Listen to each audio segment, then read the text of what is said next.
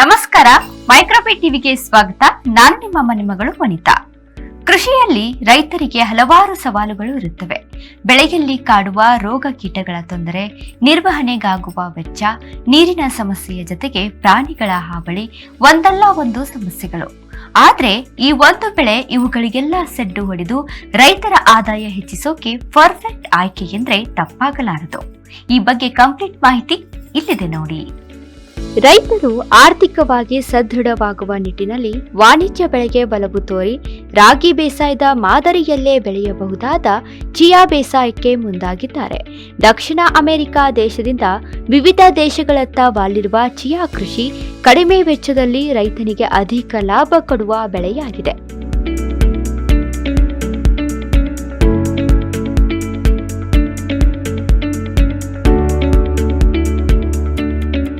Chia ಬೆಳೆಯಲು ಎಕರೆಗೆ 10,000 ರೂಪಾಯಿವರೆಗೆ ಖರ್ಚು ಬರುತ್ತದೆ.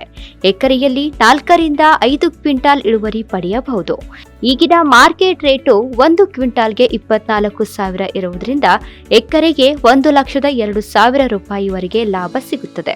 ಇನ್ನು ಚಿಯಾ ಬೆಳೆಯನ್ನ ನೀವೇನಾದ್ರೂ ಸಾವಯವ ಕೃಷಿ ಪದ್ಧತಿಯಲ್ಲಿ ಬೆಳೆದ್ರೆ ಕೆಜಿಗೆ 460 ರೂಪಾಯಿ ಇರುವುದರಿಂದ ಬೆಳೆಯ ಕ್ವಾಲಿಟಿ ಮೇರೆಗೆ ಇನ್ನೂ ಹೆಚ್ಚು ಆದಾಯ ಪಡೆಯುವುದಕ್ಕೆ ಸಾಧ್ಯವಾಗುತ್ತದೆ.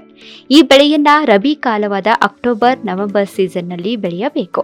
ಹೆಚ್ಚು ಬಿಸಿಲು, ಹೆಚ್ಚು ತಂಪು ವಾತಾವರಣವಿದ್ರೆ ಬೆಳೆ ಹಾಳಾಗುವ ಸಾಧ್ಯತೆ ಇರುತ್ತದೆ.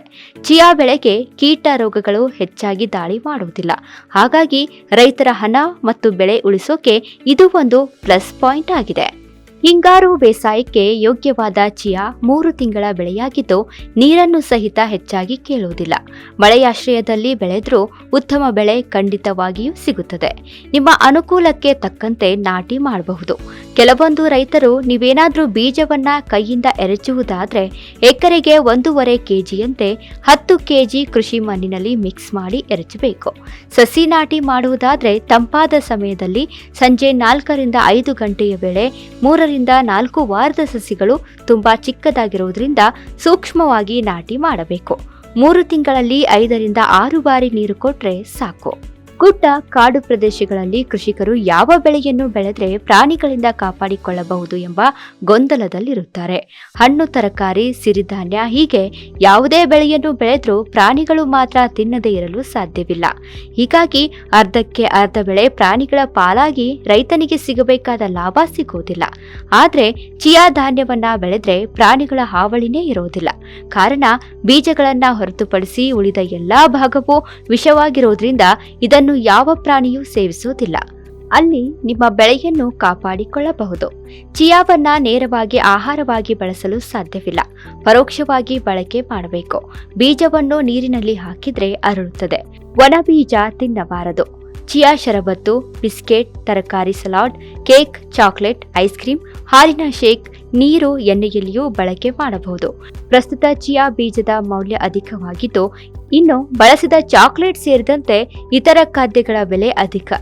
ಐಟಿ-ಬಿಟಿ ಜನರು, ಹೆಚ್ಚು ಆದಾಯ ಇರುವ ಜನರು ಮಾತ್ರ ಇದನ್ನ ಉಪಯೋಗಿಸುತ್ತಿದ್ದಾರೆ. ಹಾಗಾಗಿ ಮಾರುಕಟ್ಟೆಯಲ್ಲಿ ಒಳ್ಳೆಯ ಬೇಡಿಕೆ ಇರುವುದರಿಂದ ಮಾರ್ಕೆಟಿಂಗ್ ಬಗ್ಗೆ ರೈತ ಸಂಪರ್ಕ ಕೇಂದ್ರ FPO ರೈತ ಉತ್ಪಾದಕ ಸಂಸ್ಥೆಗಳನ್ನು ಸಂಪರ್ಕಿಸಬಹುದು. ಇನ್ನೂ ಹೆಚ್ಚಿನದಾಗಿ ಆನ್ಲೈನ್ಗಳ ಮೂಲಕ ಮಾರ್ಕೆಟಿಂಗ್ ಬಗ್ಗೆ ತಿಳಿದುಕೊಳ್ಳಿ.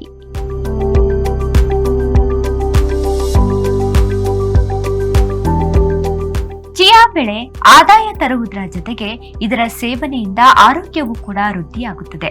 ನೆನಪಿರಲಿ, ಚಿಯಾವನ್ನ ಸಾವಯವದಲ್ಲಿ ಬೆಳೆದ್ರೆ ಮಾರ್ಕೆಟ್ ರೇಟು ಚೆನ್ನಾಗಿರುತ್ತದೆ. ರಾಸಾಯನಿಕದಲ್ಲಿ ಬೆಳೆದ್ರೆ ಕ್ವಾಲಿಟಿ ಚೆಕ್ ಮಾಡುವ ಸಂದರ್ಭ ಕೆಮಿಕಲ್ ಕಂಡು ಬಂದ್ರೆ ರಿಜೆಕ್ಟ್ ಆಗುವ ಚಾನ್ಸಸ್ ಹೆಚ್ಚು.